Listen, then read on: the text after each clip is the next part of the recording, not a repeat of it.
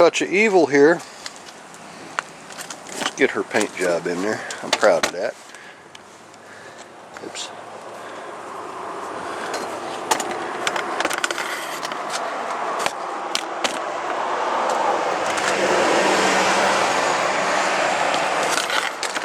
On a touch of evil here,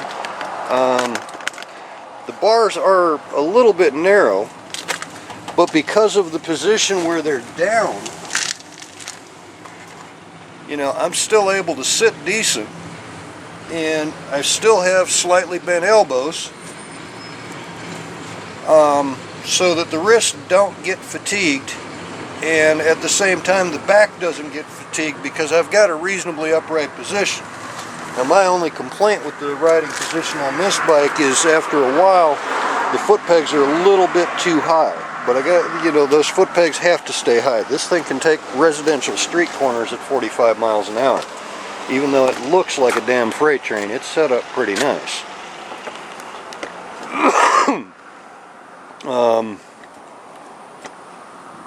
And no, folks, that one is not for sale. But little shit like that makes a big difference when you're selecting a bike. And you know, I don't give a fuck if you're buying a bike from me or who you're buying one from. You know, make a sensible choice, because especially if it's your first bike, I mean, your first bike, you need to know that you're comfortable on it, because the more comfortable you are, I'm not saying completely relaxed, but comfortable. The more comfortable you are, the faster your reactions are going to be. You know, because you're still going to be fresh after a couple 100 miles, and you're not as likely to fuck up. God damn, let's see if we can get all three of them in there. I think nah, fuck, that doesn't look too neat. Of course, that CB900 looks neat anyway.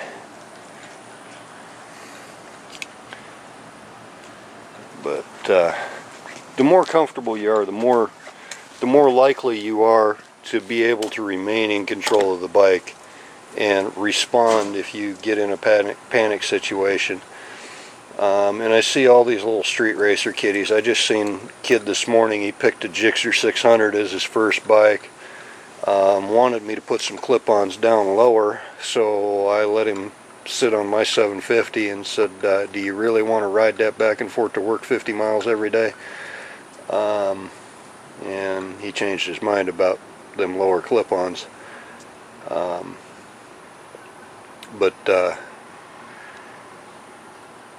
You know, you have to be comfortable when you're riding them, and you have to pick one that's appropriate to your height. When you stand on a bike, for a woman, that seat should touch your cooter when you're flat-footed at the most. For a dude, hey, let it touch the bottom of your nuts. And also for a dude, you know, pick a comfortable seat. Pick one that's not going to crush your nuts if you have to make a panic stop and slide forward into that tank.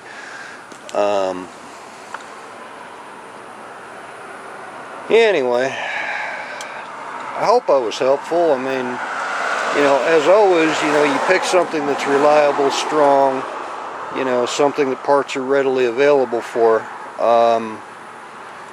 But at the same time, you know, you have to actually sit on the bike, preferably with it running.